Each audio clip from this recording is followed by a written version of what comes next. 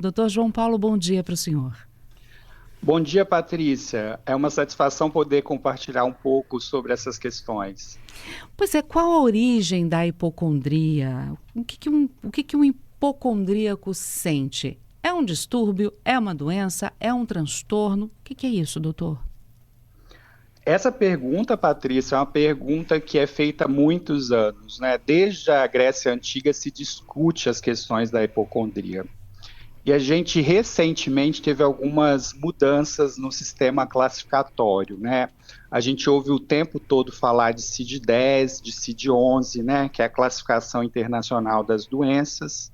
A gente tem na versão 10, que é atual, que está valendo o conceito de hipocondria, e a partir de 2019, que já passou, né, já foi feita a CID, mas ainda não está invalidada, não está na ordem do dia, por assim dizer, a gente já não vai ter mais hipocondria.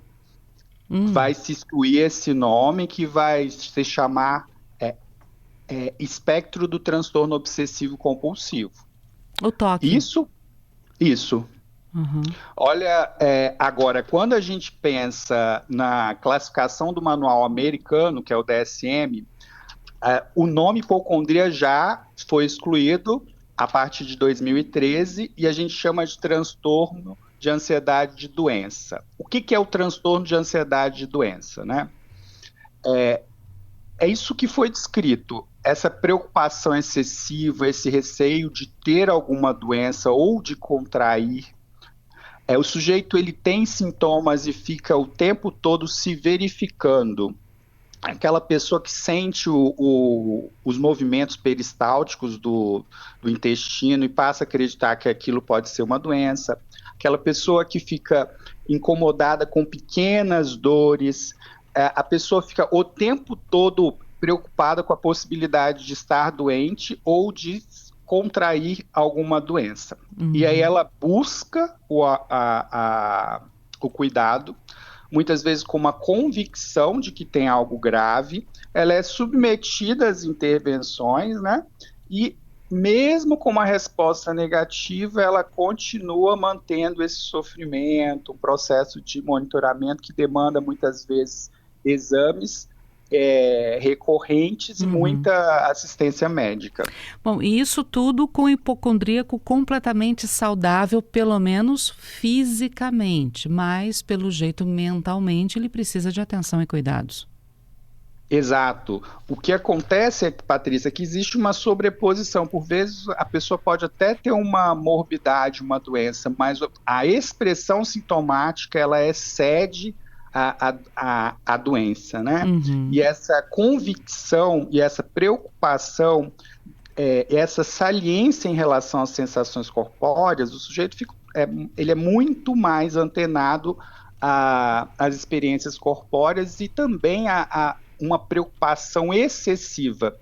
No tempo moderno, Patrícia, é aquele sujeito que fica lendo bula, aquele sujeito que fica o tempo todo na internet em busca desses temas, a ponto de ter uma restrição do campo de vida. A vida Uhum. tem que ficar prejudicada, né? No sentido de que há uma constrição do foco. O foco é aquele. Sim. Agora, o senhor citou que eles sentem e vão ao médico em busca, e mesmo com a negativa de que eles estão bem, eles não aceitam isso e ficam buscando algum tipo de doença, digamos assim, para compensar para o que ele está sentindo mentalmente. Essas pessoas, elas vão ao médico com frequência, chega a um ponto que elas mesmas fazem exames por conta própria, elas se automedicam também? Patrícia, saiu um estudo sobre mortalidade de uma população sueca. E aí o que que se observou? Na Suécia tem um sistema muito organizado, né? E o que se observou é que as pessoas que recebem esse diagnóstico de transtorno de ansiedade de doença, elas têm uma mortalidade maior. Olha, É paradoxal, né? é muito. O- eu também achei, mas por quê? Porque o sujeito ele não vai para estabelecer uma relação de saúde. Ele vai para estabelecer uma verificação acerca de algo que ele sente. Então, Uhum. muitas vezes, ele negligencia aspectos da saúde relacionados ao sono, à alimentação. E tem um afastamento social, porque ele vive num universo onde ele está ali voltado para essas pessoas. O Olha que, que que é curioso. interessante, né? É porque a impressão que eu tinha era que isso também, e eu até questionar o senhor sobre isso, se isso não era uma tentativa de chamar a atenção, mas acaba sendo uma forma de isolamento. No fundo, funciona como uma impossibilidade de análise de uma vida com mais fatores. É como se o sujeito ficasse o tempo todo tensionado, sabe? Tensionado com a própria condição da saúde. Aquilo que é importante que a gente pense na nossa saúde, mas pensar o tempo todo ou ficar o tempo todo restringe a percepção dos diferentes campos de vida, que envolve, por exemplo, um processo educacional, um processo de progressão no trabalho, um processo de relação conjugal. Essas pessoas, esse grupo de pessoas ficam o tempo todo voltados para isso. Sabe que tem uma coisa que eu achei interessante, que é assim, os estudantes da área da saúde, eles têm maior risco. Olha como faz sentido. Então, você pega um médico ou um enfermeiro. A gente da área da saúde está ali lendo o tempo todo sobre doença, está o tempo todo nesse campo. Naturalmente, naquele momento da vida, a gente vai ler, vai sentir aquela dor de barriga, porque existe uma correlação entre mente e corpo. E aí, durante esse período, há uma maior vulnerabilidade para o transtorno de ansiedade e de doença. Mas isso melhora. Por que eu estou dizendo isso? Eu estou tentando dizer isso porque, por exemplo, em psiquiatria, antigamente, a gente tinha um conceito que era categorial. Ou é ou não é. Né? É difícil entender o conceito de categoria, mas é uma coisa dicotômica. Então, gravidez, ou você tem ou você não tem. Né? Não existe uma mulher meio grávida. Com a evolução e com a passagem do entendimento, em 2013 houve uma mudança. A gente sai dessa ideia de dicotomia e não é, e passa para uma ideia de espectro. Qual é o objetivo disso? É tentar fazer uma maior integração dos dados e para que esses dados possam refletir mais a realidade com a qual o paciente se apresenta. Então, é fácil você pensar no hipocondríaco, tipo aquela figura do livro que fica o dia inteiro, mas na realidade isso não se apresenta necessariamente assim. E é por isso que a gente muda os nomes. A tentativa de mudança do nome, então corta o nome hipocondria e passa para um nome como transtorno de ansiedade de doença, porque esse nome carrega menos estigma. Por falar em estigma, as pessoas às vezes brincam com as outras, né? Ah, você é hipocondríaco, você vai na farmácia para ver as novidades que chegaram, né? E às vezes as pessoas realmente se automedicam, mas nem são hipocondríacas de verdade. Mas isso para uma pessoa que realmente tem um transtorno, isso pode virar bullying? O senhor acha que as pessoas comentam e até brincam, já é também uma questão de bullying? Sabe onde as pessoas sofrem mais preconceito, essas pessoas? No ambiente hospitalar, porque é aquele sujeito que vai toda semana no pronto-socorro, né? Porque está com uma dor, ou porque... E aí o treinamento vai muito nessa direção, de orientar a equipe, né, médica a fazer uma escuta, de auxiliar a entender o sofrimento e direcionar para o psiquiatra. Esses amigos que usam, que todos nós temos, a farmácia, Patrícia, não sei se você concorda com o que eu vou falar, mas a farmácia virou até meio atrativa, né? Tem uma área ali de cosmético, Sim. a gente passa, dá uma olhadinha num filtro solar, Shampoo, perfume, maquiagem. Você vira, é mais fácil achar a farmácia do que qualquer outra coisa, né? Então, esse parâmetro de olhar a farmácia é um parâmetro mais ou menos, porque a farmácia é um lugar que a gente frequenta, né? É estranho? É muito. Mas a gente frequenta em busca da saúde, não da doença. Então, a gente vai lá para ter Pequenos sintomas e medicações que são leves não tem um problema Uhum. da gente usar com parcimônia, né? Agora, quando, por exemplo, uma pessoa faz uso de uma medicação para dor de cabeça, porque tem dor de cabeça 3 vezes por semana, aí precisa de procurar um neurologista, por exemplo. Então, está com dor abdominal 3 vezes na semana, né? E aí sim precisa de uma investigação. Recentemente, houve até uma mudança, né, na classificação de umas medicações, você viu? Do Zolpidem? Sim, porque estavam fazendo abuso do uso, né? Isso. Uhum. E aí, Passaram a emitir com a receita azul. exato, Uhum. essa passagem, né? É, a, a farmácia passou a ser um pouco parte da nossa rotina, né? Talvez pelo advento da própria internet, pela condição pandêmica.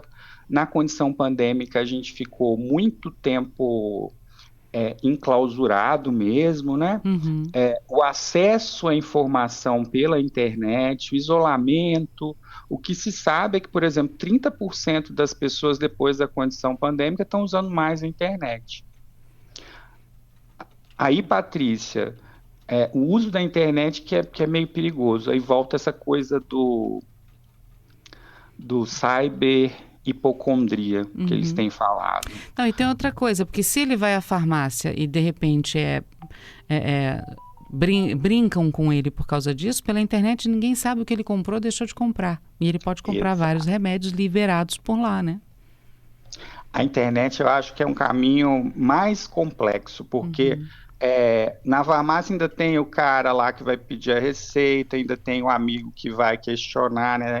A internet é um lugar que tem informações muito mais ambíguas, divergentes. Sabe, Patrícia, aquela pessoa que digita dor de cabeça. Aí vai aparecer assim, câncer, vai aparecer as raridades, as raridades, as raridades. Aí o sujeito abre uma aba, daqui a pouco abre outra, daqui a pouco aquilo que poderia ser uma pesquisa para gerar um pouco mais Conforto e de tranquilidade gera vira sintoma. de preocupação, né? Ah, isso aí. Uhum. Já tem ouvinte aqui conosco já, doutora. A Carol está dizendo, pois é, em cada esquina tem uma farmácia. Eles derrubam às vezes uma casa para construir uma farmácia. Às vezes são duas farmácias no mesmo quarteirão. É uma realidade, né? Uhum.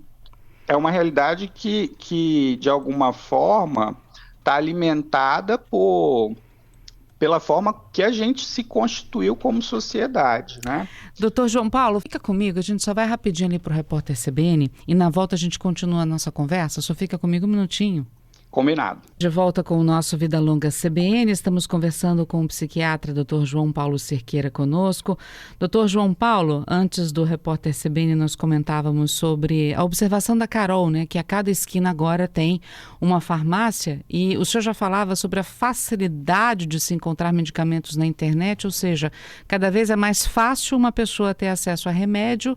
E a gente pode dizer com esse raciocínio que é cada vez mais fácil a pessoa desenvolver também uma hipocondria? Então, Um transtorno, no caso, né? isso, melhor. Transtorno de ansiedade por doença. Isso, eu acho que é melhor. Eu vou contar uma história para contextualizar. O hipocondríaco, ele ficou meio estigmatizado, né? Mas eu vou contar um caso clínico. E eu vou responder sua pergunta, né? O caso clínico era de um engenheiro de 30 anos, teve uma Covid, e aí depois que ele teve a Covid, ele começou a se preocupar com um fungo preto, chama mucormitose, e que estava relacionado à Covid. E ele começou a ver cada vez mais essa coisa de internet sobre o fungo, e ele evoluiu com uma dor de cabeça, o nariz estava escorrendo, aí ele procurou lá o médico, com a certeza que estava com o fungo. Aí o médico falou, não, não, isso aqui é uma sinusite.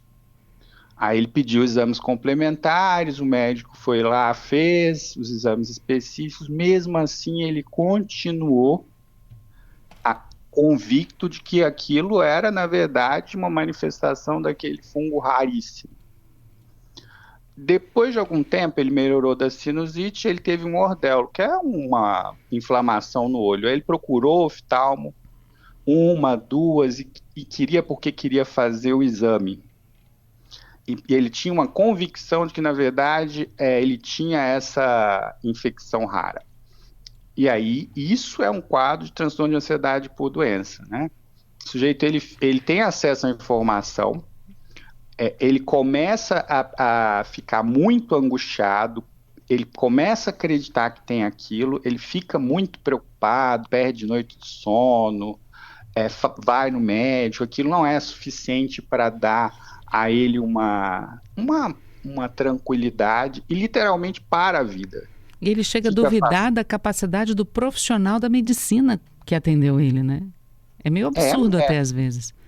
Parece, então, por isso que o exemplo é mais fácil de entender, né? Uhum. Assim, chega aí no manual da CID-11, ele vai entrar para toque com o especificador, porque fica essa coisa obsessiva, né? Sim. E já no manual americano vai continuar existindo como transtorno de ansiedade de doença. Então, é uma condição que interfere na vida do sujeito. Ele tem literalmente uma paralisação e fica ali, às vezes, mais O diagnóstico depende de uma continuidade dessa preocupação. Então, por exemplo, no exemplo que eu dei, o cara ficou mais de 6 meses ali preocupado, né? E às vezes fica pulando de uma doença para outra, né?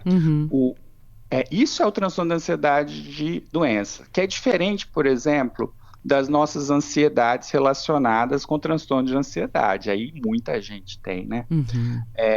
Quando a gente está ansioso, a gente começa a fazer, de uma forma geral, percepções muito disfuncionais, né? E aí, por isso que é tão importante entender que essa condição é uma condição que não é tão frequente, né? E que está ainda sobre... A gente fala de hipocondria desde sempre, mas, de fato, entender onde que está alocado, né? Se é no espectro da ansiedade, se é no espectro obsessivo-compulsivo, né? A cibercondria... Desculpa. Não, você estava falando, a cibercondria... É um desafio nesse sentido, porque... Por quê? Porque vai, por exemplo, aquele sujeito que fica olhando a internet, ele está com ansiedade de doença, ou ele tem um pensamento ali que fica ruminando de que tem alguma coisa, como é no toque. É um espectro de alguém que usa a internet o dia inteiro e tem uma compulsão, ou é um ansioso depressivo. Então,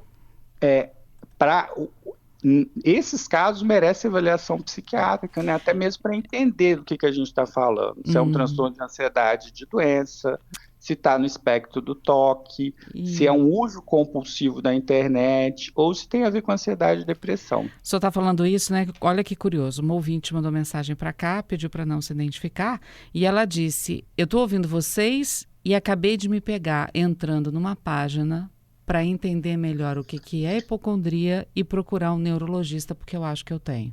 E aí, doutor? Será que ela tem tendência? Procura o psiquiatra que cuida disso. Eu acho que a gente tem que conversar, né? Conhecer alguém é muito difícil, e as falas pela internet têm o objetivo de convidar as pessoas a refletir, né? Mas tem que ter paciência. Lembra daquilo que eu falei do estudante de medicina? Que vê uma coisa e acha que está com isso? Tem que conversar com ela para ver se isso acontece com tudo que ela ouve, né? É difícil. O diagnóstico psiquiátrico não é simples não, Patrícia. Precisa de sentar, conversar, investigar, ter paciência, né? A Roberta está aqui com a gente também, doutor. Essa questão do ser hipocondríaco e da automedicação. Ela pergunta o seguinte: a pessoa com transtorno de ansiedade por doença não é necessariamente a pessoa que se automedica, mas a que acredita firmemente que está sempre doente, mesmo estando saudável? Existe uma linha tênue aí entre o hipocondríaco saber ou sentir que está doente e procurar um médico e auto se medicar, doutor? Existe a ideia que está por a base, né, dessa lógica do transtorno de ansiedade por doença, é um sujeito que ele está ali distorcido, ele está em relação àquilo, às sensações corpóreas. Ele está hipervigilante, ele está com medo excessivo, nisso que tange a questão da doença. E muitas vezes ele não procura o médico porque também é uma forma de estar em contato com as questões relacionadas à saúde. Então existe um paradoxo, aí uma coisa paradoxal, né? Uhum. Por quê? A evitação mal adaptada, que é isso do sujeito não procurar, muitas vezes ele busca na farmácia, né, a medicação como uma estratégia de resolução. Porque também tem um descrédito em relação ao profissional da área de saúde. Bota descrédito nisso, né, doutor?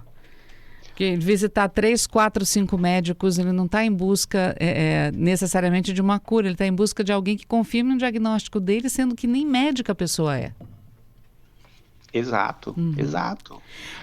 Agora, tem também uma pergunta de um ouvinte aqui que não quis se identificar, sobre como é viver com uma pessoa hipocondríaca. Quem mora com uma pessoa, seja parente de alguma forma, né, ou mesmo esposo, esposa, como é que essa pessoa percebe que o companheiro ou companheira está se tornando uma pessoa com transtorno, e como ela vive com isso? O que ela pode fazer para ajudar a reverter um quadro desse, se ela identificar logo no início? É possível?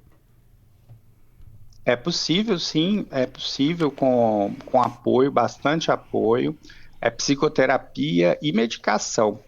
As medicações estão muito relacionadas ao tratamento da ansiedade, né? Essa ansiedade relacionada à doença. E a psicoterapia, quando a gente trata a ansiedade, os sintomas físicos que são, por vezes, o coração que dispara, a falta de ar, o tremor, né? Esses sintomas de hipervigilância, eles melhoram. A medicação tem esse efeito corpóreo. A medicação não age sobre as distorções cognitivas. O que são as distorções? São as percepções e as convicções. Isso aí é muito difícil mesmo e envolve a disponibilidade da pessoa para pensar sobre as questões e a abertura. Outra coisa importante é ampliar o campo de vida, fazer atividade física, arte, meditação, né? Tirar um pouco... O foco, né? Exato. Meditação é ótimo, porque você fica concentrado ali na sua respiração e não está mais tão preocupado nos sintomas físicos. A atividade física é bom, porque o coração dispara, o sujeito vai ter outra percepção do corpo, para além daquela do mal-estar, né? Então, por esse corpo em movimento. Doutor João Paulo Cerqueira, muito obrigada, viu, por conversar conosco, responder os nossos ouvintes. E hoje também, a partir de hoje, a gente não vai mais chamar de hipocondria, viu, ouvintes? Boa! Agora é transtorno de ansiedade por doença. E cuidado com as piadinhas, né, que o pessoal às vezes faz brincando, chamando alguém de hipocondríaco. Cuidado, porque pode ser alguma coisa realmente mais séria no fundo disso, né, doutor? Claro, e é importante não ficar visitando farmácia, visita museu, visita restaurante, visita shopping, visita parque, né? Não tem problema ir às vezes na farmácia. Importante é não ficar só por lá, né? Doutor, muito obrigada mais uma vez, viu? Eu que agradeço, Patrícia. Um excelente final de semana para o senhor e para todos que estão à sua volta. Até. Muito obrigado.